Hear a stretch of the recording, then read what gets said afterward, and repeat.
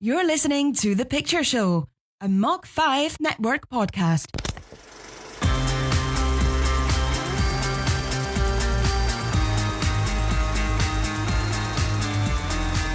And here are your hosts, Jason Zimmerman and Jacob Lee. Hey, what's up, fellow movie lovers? Welcome to The Picture Show in theaters now, where each week we review a new movie that opened in theaters last weekend. Now, you can let us know your thoughts on this movie via social media at Mach 5 Network or via email, mach5network@gmail.com. Join the conversation, get in on it, let us know what you think of the movie. I'm Jason Zimmerman, and I'm joined each week by the man to my right, Jacob Lee. What is up? What is up, everybody? If you may not have noticed, we are doing a little bit of a different format this week. So what we're doing is we're actually, from here on out, The Picture Show is going to be broken up into 3 different podcasts, all within the same feed that you've been subscribing to. The first is going to be our In Theaters Now review, which is Edge of Tomorrow here, that we're doing right now. One other minor change that I want to make sure that everyone's noted is our In Theaters Now movie review is now actually not just going to be a movie review per se, but it's also going to be a discussion of some spoilers and some elements. We're not going to necessarily spoil the whole film for you, but we're going to actually go through and talk about moments in the movie that we really enjoyed, because the way that we think about movies and the way that we think we could provide you the most value, and the reason why we've heard our listeners like to listen to us, is that people like to hear someone talk about movies that they've seen, especially if they don't have anyone else to talk to about them. So this is like The Picture Show. You're here listening to us. You're here messaging us on social media and talking with us about the movies that we just watched together. We're your friends who also saw the movie. That's exactly right. So the same type of format is going to then translate over into our Netflix movie reviews as well, our now streaming movie reviews. We're going to do the same format across both shows. We're not going to read synopses or anything like that. We're just going to discuss the movie as if you had seen it with us. Exactly. Right there in the theater. Exactly. Just we're all a couple of friends chilling, discussing the movie, and you can definitely be a part of that. Also, we want to get you all involved, so definitely contact us, Facebook, Twitter, whatever you want to do, email us, and let's talk about it for sure. So, on that note, let's get to this week's In Theaters Now pick. Lieutenant Colonel Bill Cage is an officer who has never seen a day of combat when he is unceremoniously dropped into what amounts to a suicide mission. Killed within minutes, Cage now finds himself inexplicably thrown into a time loop, forcing him to live out the same brutal combat over and over, fighting and dying again and again. Screenplay by Christopher McQuarrie, Jez Butterworth, and John Henry Butterworth. Directed by Doug Liman. Starring Tom Cruise, Emily Blunt, and Bill Paxton. This is Edge of Tomorrow. The invasion will fail, along with every soldier you are sending. We lose everything. Come find me when you wake up.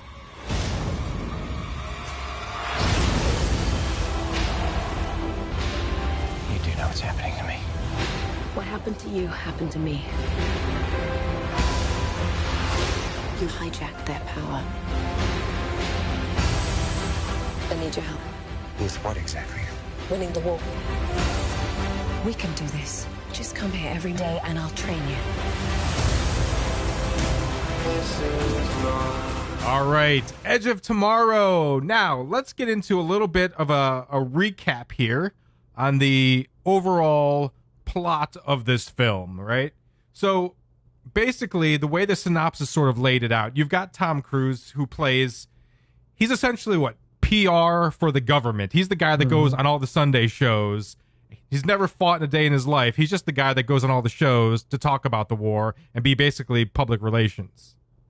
Yeah, so he is a coward. Basically, doesn't want to fight. He doesn't want to fight, and probably justifiably so, probably because he hasn't even trained in different types of combat. I think he said, he joined the military after his PR firm had died, and he was just in ROTC in college. So who knows if he even underwent basic training or anything like that, right? Right. So, yeah. So you've got him as our main character, and this is going on during a period where aliens have invaded. They're taking over Europe. He's on the shows. He's talking about it, all of that sort of thing. He travels to England to meet with, I believe it's a general. I believe... yeah, it's General Brendan Gleeson. Right, Brendan Gleeson's character. And, you know, Tom Cruise plays the, like, super slick PR guy with him. He gets told, you know, he's got to go film the front lines, doesn't want to do it, tries to bribe the guy, basically.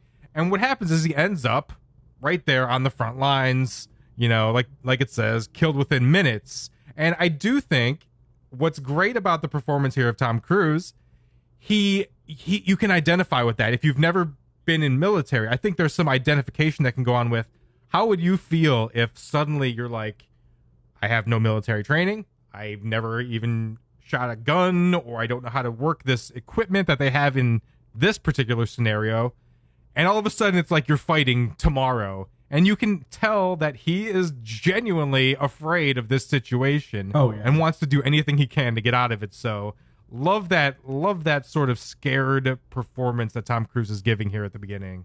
Oh, definitely. It was totally unexpected from the trailers, too. It was, yeah. Walking into the theater, you kind of assume that he's going to be maybe not the ultimate badass, but he's going to be a badass from the get-go of the movie, and that could not be farther from the truth.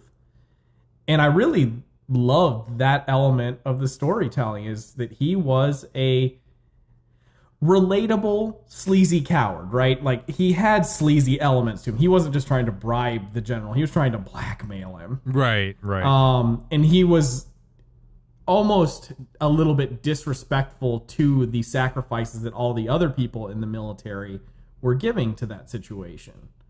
Because he kind of thought of himself as above them, right? Like, I'm not a combat person. You can't put me in there. And he wasn't even asked to fight, right? He was asked to just film the front line. Right, initially, yeah. Exactly. So the fact that he started off at that point made this movie immediately intriguing. And Tom Cruise's performance, not just this part, but Tom Cruise's performance throughout the entire movie was phenomenal. It really was. It really was. So he starts off, you know, in this type of character where Emily Blunt, she starts off as the badass in the movie, where she is the Angel of Verdun. She is this, you know, Full Metal beep. Yep, exactly. She is on all the posters. She's the one winning the war. She's like the most decorated soldier. She's the awesome one in this.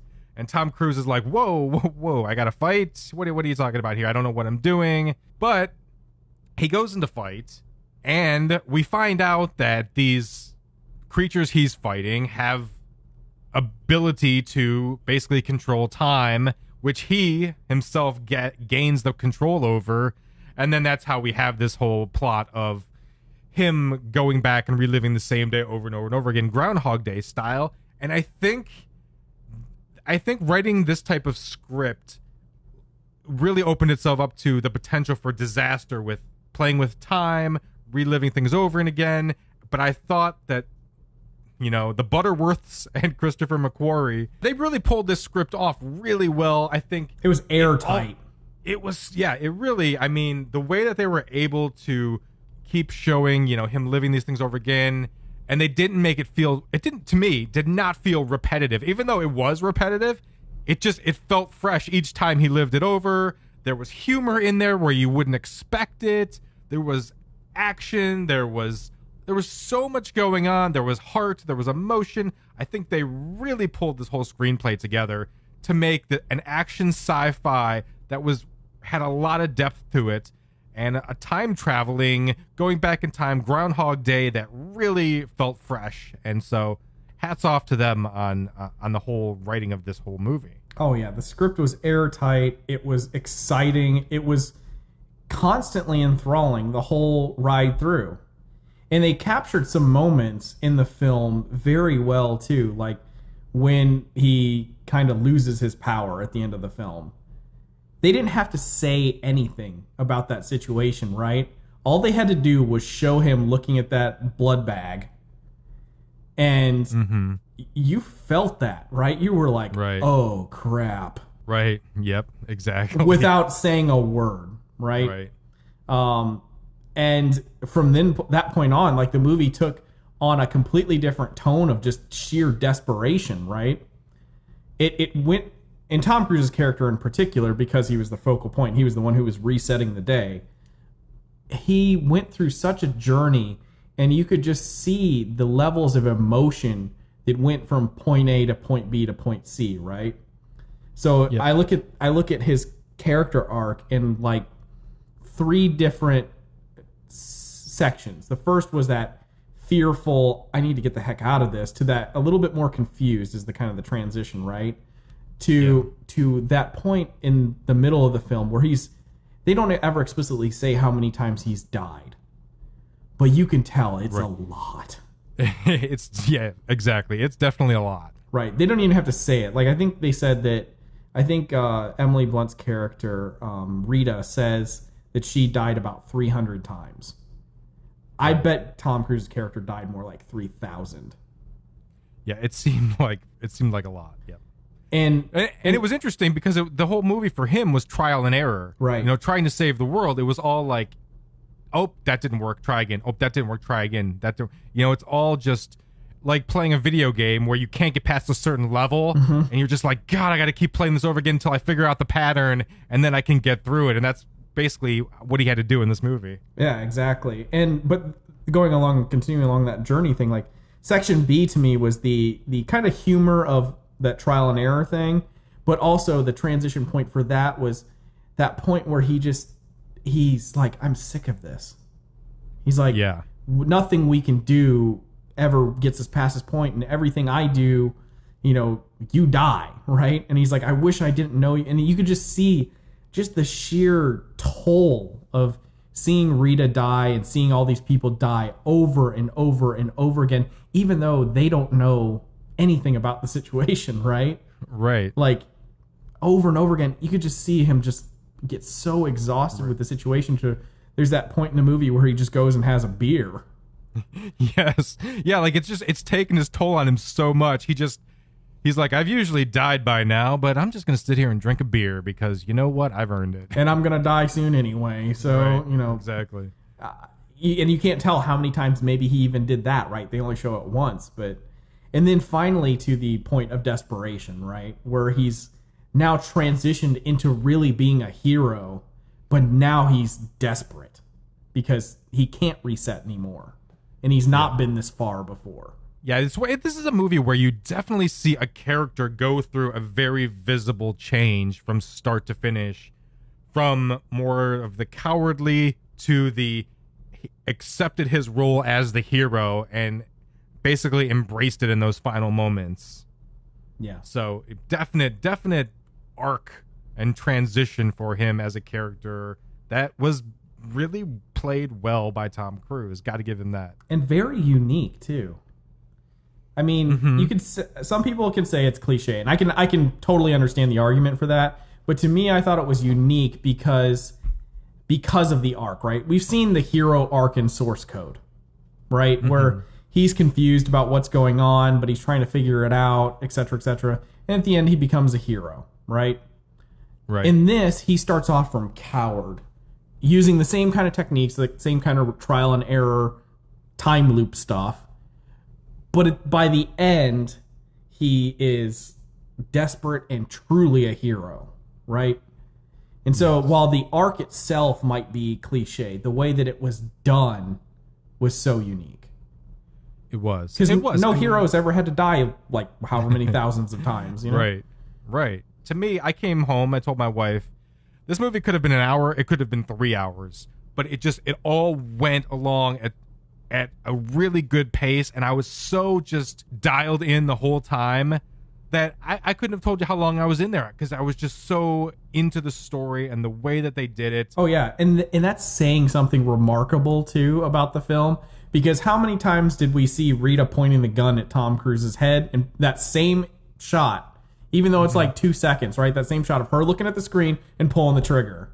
Right. And how many times did we see Tom Cruise wake up on the little pallet and have the guy come up and be like, "What's up, maggot?" Like, right. And how many times did we hear Bill Paxton go, "Can I help you?" Right. Exactly. So And every time it happened, it was something new and fresh to me. Right. Like, oh, what's going to happen this time around? Right. And it was so cool. And it's so cool too to see that sense of progression. Like the first time that he gets in the exoskeleton, which I'll talk about that in a second because those are totally awesome. The first time he gets in the exoskeleton, he's like, "Where's my safety?" He's like, "What's going on? Like, I can't figure anything out." To that, one of the last times you see him in that exact same scene when he's first loading up into the exoskeleton, he's like, "I need 2 extra clips, an extra battery, this, that, and 8 grenades." And the guy's like, "What?" He goes, "Where's your helmet?" He goes, "I don't wear a helmet. It's a distraction." I was like, "Whoa." And it's the same scene, right? It's just different, which was so cool. So, yeah, Tom Cruise was amazing. The story was amazing for sure. I got to give it up, too, for Emily Blunt. Not only because, and yes, those people who criticize me for saying I have a crush on people, Emily Blunt is one of the, like, few tops in all of the cinema for me. I love Emily Blunt. So to see her wielding a giant sword in exoskeletal armor was awesome. But I didn't love her because of that. That was just something that really enhanced it for me. She was phenomenal in this movie.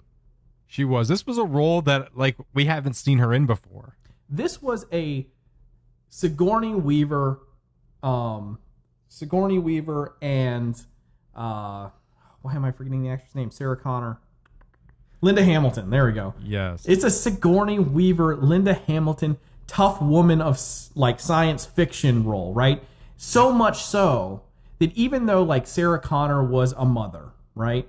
Mm-hmm. None of those roles had anything to do with that character being a woman. They could have been a man or a woman. And right. Emily Blunt, like, she was basically genderless, right? Like, you didn't care if she's a woman. Like, when that dude calls her, you know, "Hey, it's the Full Metal," and she just punches him. Like, right. That was awesome. She is a soldier first, right? And a woman, right. like, 6th down the list. And that was so cool to see because we don't have enough strong women roles in things. You know, I've been clamoring for Miss Marvel and an actually good Wonder Woman that's not a skinny model. And she just captured that amazingly. You know, if you think back to a movie like Devil Wears Prada and then think one day Emily Blunt's going to be an action star, you'd be like, what? But she's fantastic. She's absolutely fantastic. Well, I knew that she was, I mean, I've seen her and stuff. I mean, I knew like from the moment I saw her in a film that this was a serious, legit A-list actress, right? Right.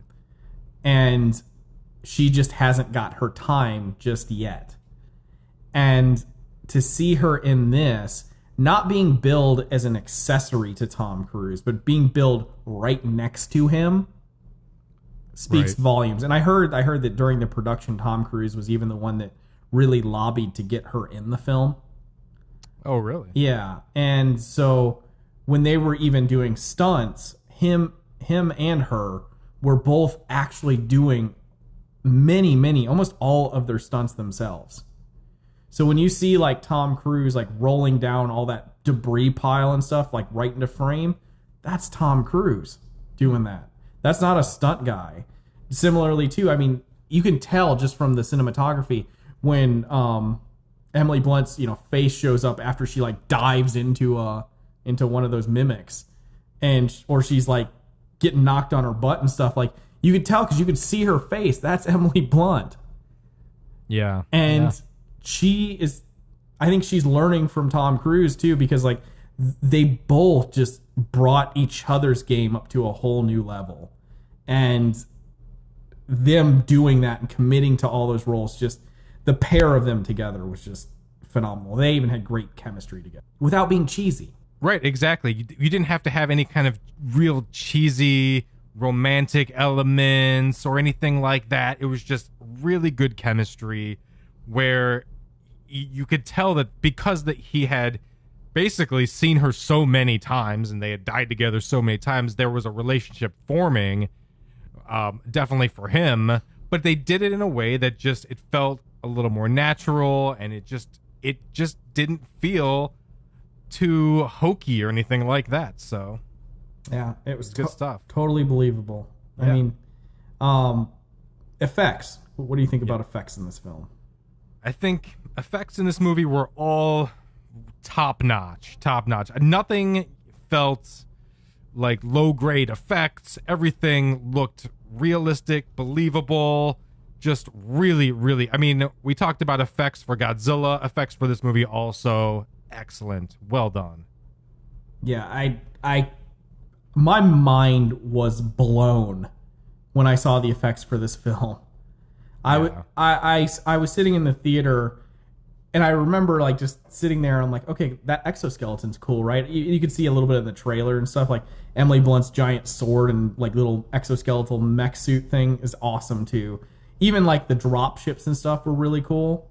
But I thought to myself, yeah, I'm gonna see this for 10 minutes of the movie. No, you see it a lot. Right. And not only that, I mean, people can say, oh, it's the same day over and over again. Well, no, because you see different aspects and different ways that day is unfolded. Right. So, as it goes along, I mean, there are scenes that pop up that happen during the day that they didn't show initially that they show later. So you keep seeing different parts of the day. Right. And the exoskeletal design, awesome. Yeah, it was. To those little guns that popped up. At first, when I saw them in the trailer, I'm like, oh, those little gun things are weird. You know, it's just going to be dumb. But no, they're like, and like that scene that got shown a couple times where in one of the first iterations where Emily Blunt gets knocked on her butt by one of the mimics, and she's like sitting there on the ground, and like the two things come up and just shoot at that thing, like, you know, within 10 feet of her, and it just blows that thing to smithereens. I was like, holy crap. And then the movie continued to have moments like that where later on, when Tom Cruise goes into ultra hardcore mode and starts punching mimics, like, and sliding all over the battlefield and running around in circles around the J Squad, and Emily Blunt's doing crazy spin twist thrusts into mimics. I mean, right. I'm like, what am I watching? This is awesome. Like, yeah. And the mimics were really unique too. Like, I have nightmares about those things now. Yeah, they were a very unique model of an alien, and they were scary looking. They were really scary looking. The alpha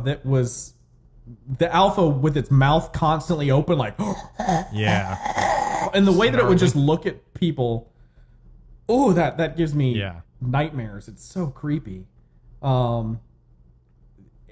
Just like, I can't believe what I saw. Because it was that good. I was sitting in the theater, and when I first saw them in the exoskeletons, I'm like, this is giving me some straight up Aliens vibe.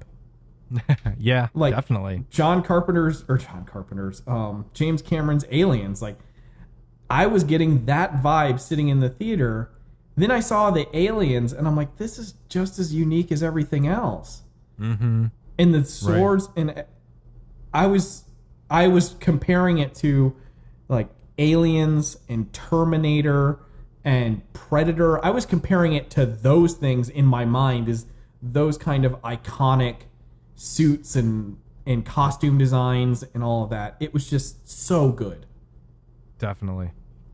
And then, so if there was something of this movie that I felt like where I had to critique it, at the ending to me, I'm fine with the ending, but it just sort of ended in a way that I thought, it's not anticlimactic, but it just sort of gives you this, okay, everything is all right feeling. And so something felt a little off to me at the end as he's floating in the water and then the blood rushes over him again. And it just seemed, I don't know if I didn't want that type of ending, if I wanted just everyone to die, or I get from the perspective of trying to make a successful movie, you don't want people to walk away feeling like it was pointless because you're killed off your main characters. But the ending just left me a little bit, that was good, when the rest of the movie was like, that was epic. So I thought the ending was perfect. With the exception of, okay, I don't understand why he went back to the point where he was on the helicopter. Yeah, that didn't make sense. The only thing that I could say that would make that argument would be is potentially it wasn't the Alpha's blood that got on him, it was the Omega's blood. And so the Omega resets at a different point than an Alpha. Or you can make the argument that he lost his powers before based upon a certain reset time. He's gained a new set, so now he's going to reset to a different time.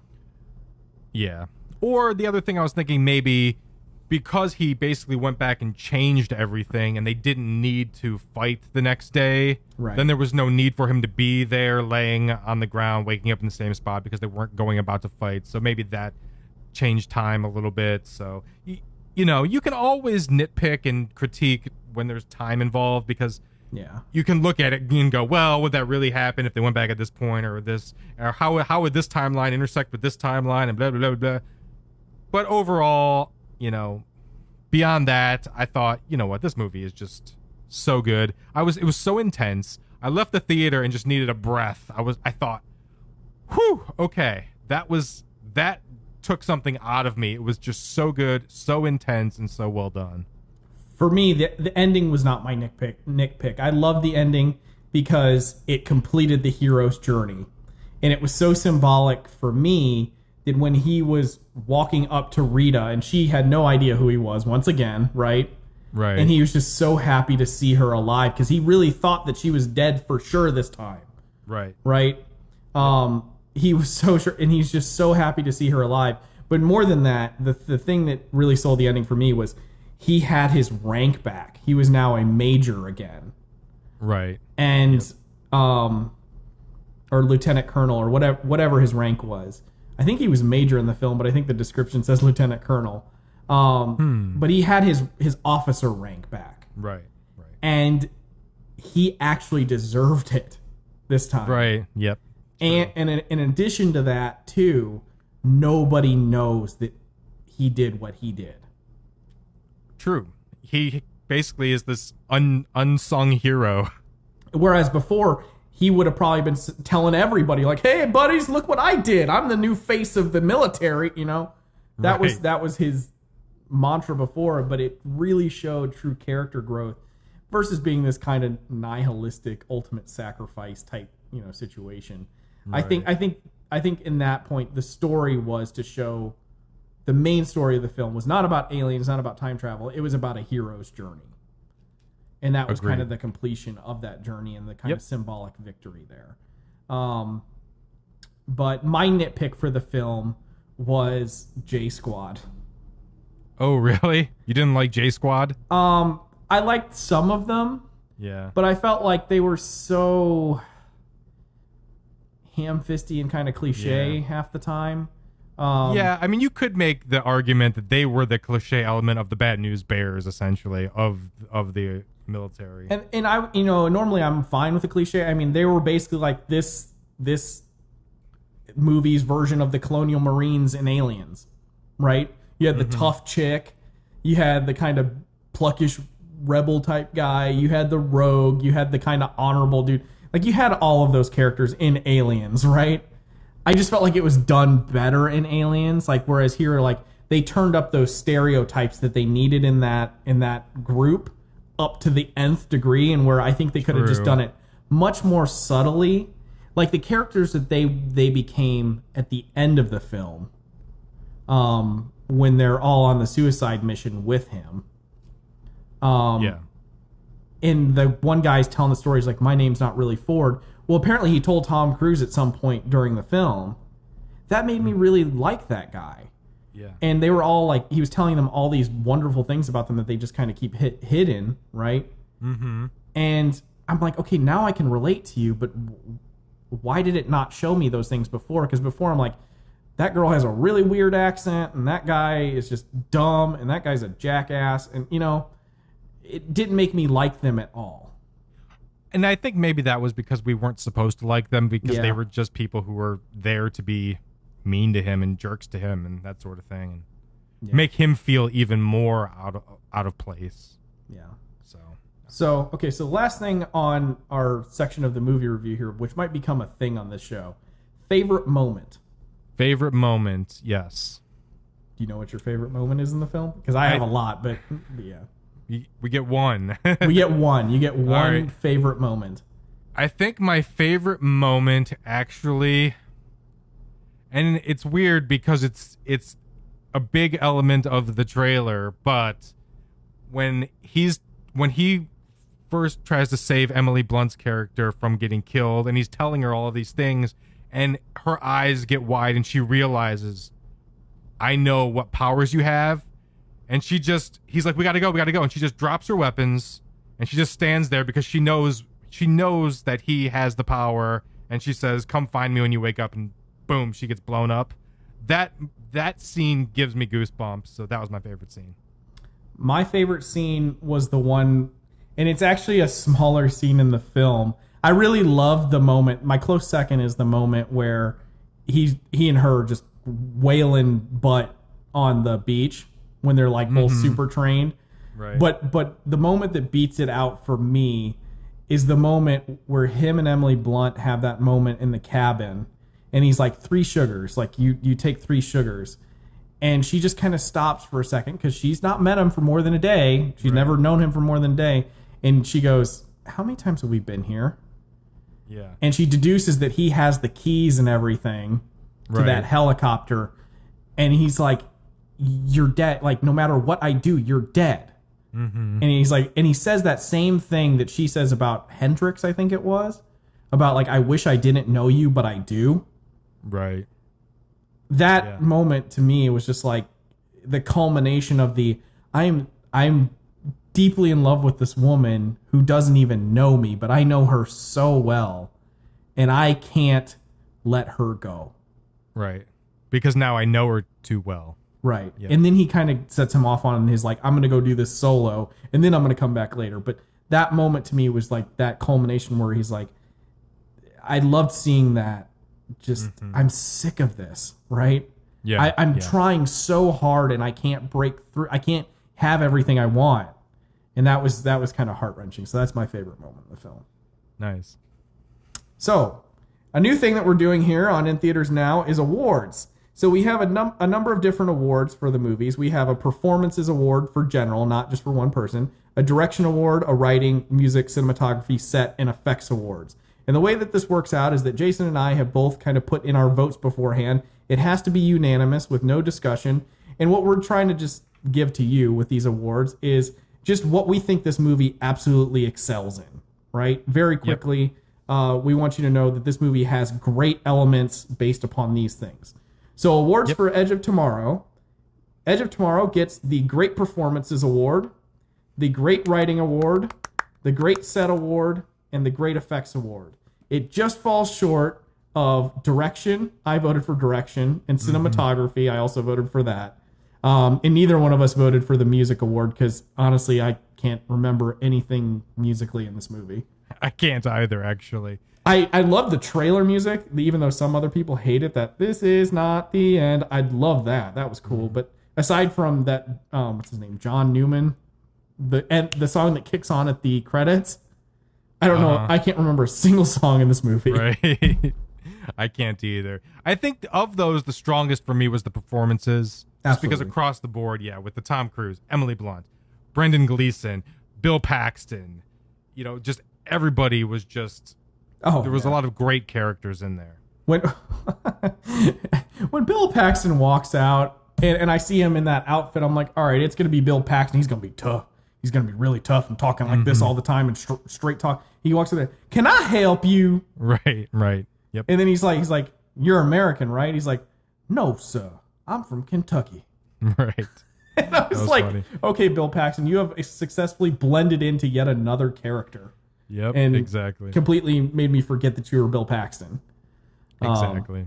So yeah, I think the strongest, you're absolutely right. The strongest award for this movie is definitely the performance award, but the effects are great. Oh, the effects are phenomenal. And the set and the writing, all just great. Yep. And then we're going to give the MVP award to one person from this movie. It can be an actor, the director, a writer. It could be a tree in the background. It could be anything. It could be the most valuable player in the movie. And we both had our nominations. Should we say what our nominations were? Absolutely. So my nomination, I'm going to nominate, I really wanted to nominate both of them, but I'm going to nominate Emily Blunt for movie MVP for being a strong, badass female role in a sci-fi film, and for just showing an amazing range while staying within the confounds of a character. So her character was set with, I have to not know anything about what anyone else has done every single time you see me in a new setting, in a new time loop on screen, which I imagine had to be an incredibly difficult task. And so for her to do that and yet still be completely relatable and likable and just amazing in the film for action and acting, I'm giving my nomination to Emily Blunt, even though I would like to nominate both people. And I had to nominate Tom Cruise just because this is a Tom Cruise movie. He is front and center, the star of this movie. I think he's at some of his finest acting in this movie. A great character arc. Gotta nominate Tom Cruise. So we've discussed it before the show, and Dun, dun, dun. and we're gonna pick these winners for the MVP before the show, but we wanted to acknowledge both performances because both performances were absolutely phenomenal. Yep. But the picture show movie MVP for Edge of Tomorrow is Tom Cruise. Mr. Tom Cruise gets it. Yes, he does. Mr. Tom Cruise gets it because honestly, I feel like this is Tom Cruise's best performance since, I don't know, like Jerry Maguire. Yeah. I'd have to go through his repertoire, his whole catalog. He's got a great repertoire, but he's had a rough patch of a few years. Jack Reacher wasn't a huge hit, but he was good in it. But he was very good in it, but I don't think that his performance in that was anywhere near the level of his performance in this. Like, no, probably not. I think had Emily Blunt's character been taught, if they like transposed both characters, I think Emily Blunt could have done just as good of a job. But because Tom Cruise was given more arc and more emotional range to work with, seeing that performance done across all those things was just so good. It was like acting, not 101, but like acting 907. Like, right. It was advanced acting. I'm going to teach you how it's really done now. You think you've taken 800 classes on acting? I'm going to show you how it's really put down. Right, It was right. Tom Cruise. I've said this before. Love the guy. You could think he's crazy or whatever, but he is just so good. He's so good. Even when you don't want to like him, you like him. Yeah, exactly. So when all is said and done, I'm going to score this movie, Edge of Tomorrow, an A. It is an A for me. This is an A film. What do you give it? I also give Edge of Tomorrow an A. I almost gave it an A+, almost, but because of my issues with like J Squad, and it doesn't have those moments. It has tons of great moments, but it doesn't have that moment where like where like Days of Future Past like made me cry. I never cried in this film, and I never. It never transcended that level of just sheer amazingness, right? So I have to reserve the A+ for moments like that. But it is a very, very solid A film for me too. It's so good. And to see its box office numbers not doing well, like right now it's technically considered a flop. Yeah. And everybody loves it. I really hope, if you haven't seen the film and you're listening to this, go see the movie in theater, support it, because Hollywood watches how well films like this do. And if you want more excellent original sci-fi type movies, you have to go see these movies in theaters because they will not continue to make them. Right. And this is an intelligent action sci-fi movie. Oh, absolutely. Which makes it even better. So, yeah, definitely. I can't recommend it enough. I want to see it again. It's that good. Definitely, this is one. Get your popcorn, get your big 64-ounce soda, sit down and watch Edge of Tomorrow. And since this was a spoiler review, since you probably already watched it, go out and watch it again. Go see it again in the theaters. Support it, because we need to have more movies like this that are original properties. I love the universe building, world expansion type of stuff, right? Like the Marvel Cinematic Universe. Mm-hmm. I love that stuff. I love James Bond, but equally enough, I love seeing something I've not seen before in a film. Like, I'm going to put Pacific Rim up here as a unique sci-fi property, even though that's paying homage to like kaiju and robot films and stuff. Mm-hmm. We've not seen a film like that in Hollywood, right? Right. And you have to go out and support these unique properties, especially when you realize that, I mean, this has like a 90-something% on Rotten Tomatoes, I think. Yeah, it's about 90. Critics even love it. Right. Jason gave it an A. I know, come on. So it's an excellent film. And as moviegoers and as movie fans, I can't urge you enough to go see this film. Buy it on Blu-ray. Do whatever you need to do to make sure that even if it doesn't have the strongest box office outing because it's in that dead of summer movie season, right? Even though it may not have the strongest box office numbers, we can hopefully get the movie enough revenue to where people don't consider movies like this in the future an untouchable property, right? An untouchable film to make. Yep, exactly. Okay, next week, the June 13th release, we will see 22 Jump Street. Woo! That's what we're going to see next week. These two guys going from undercover high school, undercover college, 22 Jump Street, Channing Tatum, Jonah Hill, together again. You know, it's already Jason thinks he's going to hate this movie. It already has really good reviews. He's going to love it. God. He's going to love it. I always, you know, I don't read any specific reviews or watch any reviews before I see the movie. I just scan the Rotten Tomatoes score, and it's already like 90, I think. It's so good. I've heard it's better than the first one. We shall see. We shall see on that. So, yes, next week, you can expect the 22 Jump Street review. We're going to get to that. That's going to be a good time. So, on that note, that's going to do it for the first ever Picture Show in Theaters Now podcast. Be sure to stay tuned for our coming attractions movie talk and our now streaming full spoiler-filled discussions of our streaming Netflix movie. So don't forget to follow us at Mach 5 Network or email mach5network@gmail.com. And until next week's In Theaters Now movie, we will talk to you later. Take care. Peace out. This has been a Mach 5 Network production. Be sure to subscribe to our shows on iTunes and Stitcher Radio. You can also like us on Facebook at facebook.com/Mach 5 Network. Follow us on Twitter at Mach 5 Network and email us at mach5network@gmail.com. Until next week, I'm your announcer, Crown Jules, logging off.